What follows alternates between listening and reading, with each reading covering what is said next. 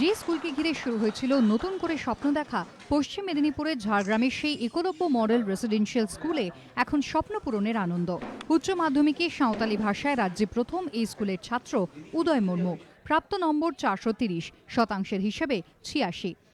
সাঁওতালি ভাষাভাষী 76.68% total pass করেছে এবং ফার্স্ট হয়েছে 86%। উচ্চ মাধ্যমিক শিক্ষা সংসদের ফল ঘোষণার পর স্কুল জুড়ে উৎসবের আমেজ। কেমন লাগছে? খুব ভালো। আগামী দিন আপাতত আমি পড়াশোনা শুরু করতে চাই। শুধু উদয় নয়, উৎসবের কারণ আরও আছে। স্কুল থেকে উচ্চ মাধ্যমিক পরীক্ষায় বসেছিলেন 55 জন, 40 জনই পাশ করেছেন প্রথম বিভাগে। তাদের মধ্যে 19 জনই স্টার। দ্বিতীয় বিভাগে উত্তীর্ণ 14 জন, একজন অকৃতকার্য।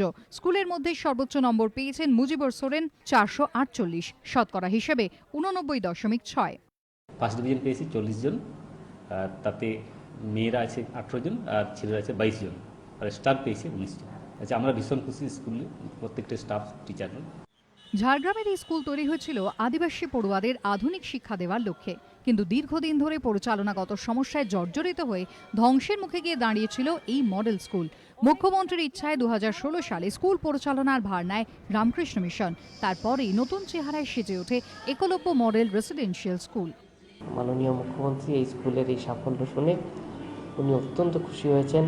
খালি একলব্য মডেল স্কুল ঝাড়গ্রাম নয়, সারা পশ্চিমবঙ্গে টোটাল 7টি একলব্য মডেল স্কুল রয়েছে।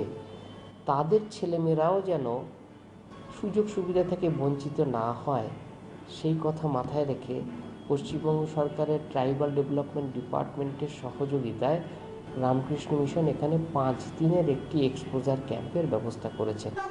পড়াশোনার পাশাপাশি চলছে শরীরচর্চা, খেলাধুলা, গড়ে উঠছে সংগ্রহশালা, সংস্কৃতি কেন্দ্র। এরই মাঝে সবাইকে চমকে দিল উচ্চ মাধ্যমিকে স্কুলের পড়ুয়াদের সাফল্য। অমিতাভ রথের রিপোর্ট, এবিপি আনন্দ, পশ্চিম মেদিনীপুর।